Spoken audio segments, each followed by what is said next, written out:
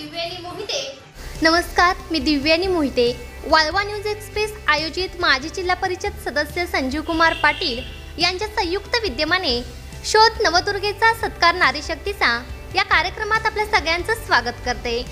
तर आज आपण पाहणार आहोत अशा एका नवदुर्गेची गाथा जिने महामारीमध्ये व पूर परिस्थितीमध्ये पुरुषांच्या बरोबरीने काम करत सर्वसामान्य लोकांना, शेतकऱ्यांना शासनाचा लाभ मिळवून दिला आहे. तर ते आहेत कृषी सहाय्यक अधिकारी सावित्री सचिन आटुकडे. तर आपण जाणून घेऊया त्यांच्याकडूनच त्यांच्या कार्याचा आढावा. नमस्कार मॅडम. नमस्ते. कशा आहात? उत्तम. तर तुमचं शैक्षणिक जीवन कसं होतं? सर्वप्रथम मी सर्वांना पहिला नमस्कार करते. आणि माझं जे शैक्षणिक जीवन होतं त्याबद्दल थोडक्यात सांगायचं म्हणजे माझं 10वी नंतर डिप्लोमा झाला होता ॲग्रिकल्चरचा. त्याच्यानंतर मी पुढे जाऊन नंतर 2004 साली 12वी केली.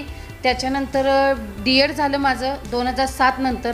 आणि त्याच्यानंतर मी जे काही आहे ते तासगाव तालुका कृषी अधिकारी कार्यालय येथे IWM येथे 5 वर्ष मी IWMPमध्ये काम केलेलं आहे. तर आता सध्या अनेक महिला चूल आणि मूलच करत आहेत, म्हणजे त्यातच गुरफटून राहिलेल्या आहेत. तर तुम्ही एक अधिकारी बनला आहात, तर तुम्ही शेती हाच विषय का निवडला? ॲक्च्युली खरं म्हणजे सुरुवातीला जे माझे वडील जे आहेत ते त्यांचीही मुळातच शेती आहे. आणि त्या शेतीच्या आधारातून म्हणजे त्यातून मला एक प्रेरणा आणि कृषी क्षेत्र हे इतकं माझं आवडतं क्षेत्र होतं की मला शेतकऱ्यांच्याबद्दल जी तळमळ होती की त्यांच्यापर्यंत ज्या काही योजना आहेत किंवा जे काही म्हणजे ज्या नवनवीन योजना पोचवण्याचं मला म्हणजे जास्त तळमळ होती. त्यामुळं हे क्षेत्र निवडण्यामागं माझं प्राधान्याने हे आहे की मला मुळातच त्या शेतीची जास्त आवड होती. त्यामुळे हे क्षेत्र मी निवडलेलं आहे. तर 2019ला पूर परिस्थिती आली होती. तर त्यावेळी शेतकऱ्यांचे म्हणजे सगळ्या शेतकऱ्यांचे पीक पाण्याखाली गेले होते. तर तुम्ही एक कृषी अधिकारी म्हणून त्यांना शासनाचा कोणकोणते लाभ मिळवून दिले? 2019चा महापूर हा खूप मोठा होता. आणि जे काही माझ्याकडे गावं होती ती 3 गावं होती, कारंदवाडी, मिरजवाडी आणि कृष्णानगर. हे 3 जी गावं होती ती कृष्णा नदीच्या पट्ट्याखाली आहेत. आणि त्या 3 गावाचं पूर्ण गावं ही पाण्याखाली होती. आणि जे काही त्या वर्षी खरीप हंगामात जे त्या शेतकऱ्यांनी पिकं घेतली होती त्यामध्ये 100% ह्या शेतकऱ्यांचं नुकसान झालं होतं. तर त्यामध्ये आपण शासनाकडून जो काही निधी आला त्या निधी आपण परिपूर्णपणे त्या शेतकऱ्यांना देण्याचा आपण प्रयत्न केलेला आहे. अच्छा. तर शासन स्तरावरती शेतकऱ्यांसाठी कोणकोणत्या योजना राबवल्या जातात? शासन स्तरावरती जर म्हटल्या तर आता इतक्या चांगल्या योजना आहेत की आपण शेतकरी म्हणून जो लाभ घेणार आहे त्याच्यासाठी खूप फायद्याचं आहे. यामध्ये जी आहे ती MHA-DBT एक योजना आहे. खूप म्हणजे अतिशय चांगली योजना आहे की पारदर्शक योजना आहे. यामध्ये शेतकऱ्याने अर्ज भरायचे आहेत आणि त्यातून जे काही लकी ड्रॉप्रमाणे जे काही तुम्हाला जे काही अवजार किंवा जी काही योजना घ्यायची आहे तुम्ही MHA-DBTद्वारे घेऊ शकता. अच्छा. तर एक घरकाम करणारी सर्वसामान्य महिला ते एक कृषी अधिकारी म्हणून काम करणारी महिला, यामध्ये तुम्हाला काय बदल वाटतो? घरकाम करणारी महिला असू दे किंवा कृषी सहाय्यक असू दे, खरं महिलांनी कोणत्याही क्षेत्रात प्राधान्याने पुढे येणं हे गरजेचं आहे. भले ते कोणतंही क्षेत्र असू दे. म्हणजे आता आज जरी मी ह्या कृषी क्षेत्रात असेल तर जी सर्वसामान्य महिला आहे ती कदाचित मी आज माझ्या नोकरीला न्याय देत असेल, खरं जी सर्वसामान्य महिला आहे ती तिच्या घरातल्या कामालाही ती न्याय देणार आहे. याचा अर्थ म्हणजे असा नाही आहे की बाबा की त्या महिलांनी पण म्हणजे कोणत्याही क्षेत्रात न गेलं तरी पण त्यांना त्याचा फायदा होणार नाही आहे. तर त्यांनी जसं आम्ही आता नोकरी सांभाळत घर सांभाळतो त्या पद्धतीने पण महिलांनी कोणत्या ना कोणत्या क्षेत्रात तरी म्हणजे नाव पुढं केलं पाहिजे. अच्छा. तर आज अनेक शेतकऱ्यांना कृषी क्षेत्रामध्ये म्हणजे शेतीचे फॉर्म जे भरायचे असतात, म्हणजे ते कोणत्या पोर्टलवरती भरायचे असतात ते त्यांना माहिती नसतं. तर तुम्ही कशा प्रकारे त्यांना सहकार्य करता? जे काही शेतकरी असतील त्यांना ज्या योजनेची माहिती नसते त्यावेळेला आपण ते पहिल्यांदा ते आपण गाव लेवलला पूर्ण जे व्हॉट्सअपचे ग्रुप आहेत त्या ग्रुपवरती जास्तीत जास्त प्रचार प्रसिद्धी करतो.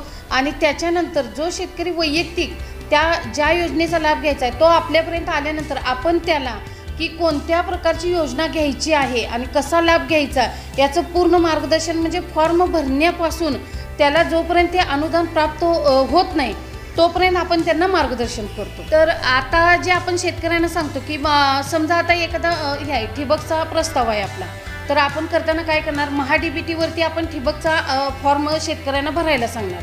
शेतकऱ्यांनी फॉर्म भरल्यानंतर आपण त्यांना परत सांगणार की बाबा त्यांचं जेव्हा लकी ड्रॉला, आता लकी ड्रॉची सिस्टीम आहे त्यामुळे लकी ड्रॉला नाव आल्यानंतर आपण त्यांना कॉल करून सांगतो, पहिला रिमाइंडर देतो की बाबा असं असं तुझं नाव आलेलं आहे आणि तुला त्याचा लाभ घेणे आहे. हे आपण वैयक्तिक एका योजनेसाठीचं सांगतोय. ह्या ज्या योजना आपण राबवतो कृषी विभागाच्या, ह्या पद्धतीनंच बाकीच्याही योजना राबवल्या जातात आपल्याकडं. तर फॉर्म भरल्यानंतर नाव आल्यानंतर आपण त्यांना जी काही कागदपत्र अपलोड करायची असतात, म्हणजे 7 दिवसाच्या आत ती कागदपत्र सांगतो, 7 दिवसाच्या आत ती कागदपत्र अपलोड केली जातात आणि त्याच्यानंतर त्यांना आपल्या कार्यालयातून पूर्वसंमती मिळते. ती पूर्वसंमती मिळाल्यानंतर आपण त्यांना जे काही ठिबक असेल किंवा जे काही अवजार असेल ते आपण त्यांना खरेदी करायला सांगतो आणि त्याच्यानंतर खरेदी झाल्यानंतर त्यांनी जेव्हा ती सगळी प्रोसेस पूर्ण होते तेव्हा त्याची अधिकाऱ्यांच्याकडून तपासणी केली जाते आणि अधिकाऱ्यांच्याकडून तपासणी झाल्यानंतर त्याचा अनुदान जे काही कार्यालयीन वेळ म्हणजे कार्यालयीन जो कार्यकाळ आहे तेवढ्या काळात त्याचं अनुदान त्याच्या अकाउंटवरती जमा होतं. म्हणजे पूर्वी जी पद्धत होती की बाबा चेक देणे किंवा काय, तर इतकी पारदर्शकता आली की डायरेक्ट शेतकऱ्याच्या अकाउंटला त्याची जी काही जेवढी सबसिडी आहे ती त्याच्या अकाउंटला ट्रान्सफर होत असते. अच्छा, तर तुम्ही आता कृषी सहाय्यक अधिकारी म्हणून बाहेर काम करत असता, तर तुम्हाला कशी वागणूक मिळते लोकांच्याकडून? ॲज अ महिला म्हणून तरी आजपर्यंत तरी कृषी सहाय्यक आहे म्हणून असं नाही आहे. खरं ॲज अ महिला म्हणून इतकं चांगलं म्हणजे मी माझ्या गावाच्या म्हणजे बाबतीत तर सांगू शकते, खूपच चांगलं म्हणजे त्यांचं सहकार्य आहे मला. म्हणजे आज जे काही मी आहे किंवा जे काही योजना ह्या राबवलेल्या आहेत त्या शेतकऱ्यापर्यंत राबवण्यासाठी काही माझा स्वतःचा वैयक्तिक एकटीचा काही वाटा नाही आहे. ह्यामध्ये माझे जे शेतकरी बंधूंनी जे काही सहकार्य मला केलेलं आहे किंवा वेळोवेळी जे काही अधिकाऱ्यांच्या भेटी असतात किंवा वेळोवेळी जे काही आपण योजना देणार असतो किंवा ज्या योजना शेतकरी घेणार असतात त्यांनी जो पाठपुरावा केला आहे, जे काही म्हणजे जे काही योजना आत्ता ह्या गावामध्ये दिलेल्या आहेत किंवा शेतकऱ्यांना यांचा फायदा झालेला आहे, हे सगळं हे त्यांच्या सहकार्यानंच झालेलं आहे. त्यामुळे मी 100% मी माझ्या शेतकरी बंधूंचं पहिला मी म्हणजे आभार मानणार आहे की बाबा हे जे काही सगळं श्रेय आहे किंवा हे जे काही आज माझं म्हणजे मला आज जे काही नावलौकिक आहे किंवा माझी जी काम करण्याची पद्धत आहे, हे जे काही श्रेय मिळाले हे त्या शेतकरी बांधवांच्यामुळेच मिळालेलं आहे मला. आमच्या वाळवा न्यूज चॅनेलकडून तुम्हाला पुढील वाटचालीस खूप साऱ्या शुभेच्छा आणि आमच्या वाळवा न्यूजची तुम्ही वेळात वेळ काढून गप्पा मारल्या त्याबद्दल तुमचे खूप खूप आभार. धन्यवाद. आज प्रत्येक क्षेत्रात महिला पुरुषांच्या बरोबरीने प्रत्येक क्षेत्रात काम करत आहेत. तर या मॅडमनी कृषी सहाय्यक अधिकारी या पदावर ह्या काम करत आहेत. तर त्यांच्यासारखंच सर्व महिलांनी प्रत्येक क्षेत्रात पुरुषांच्या बरोबरीने काम करून आपला ठसा उमटवावा. धन्यवाद.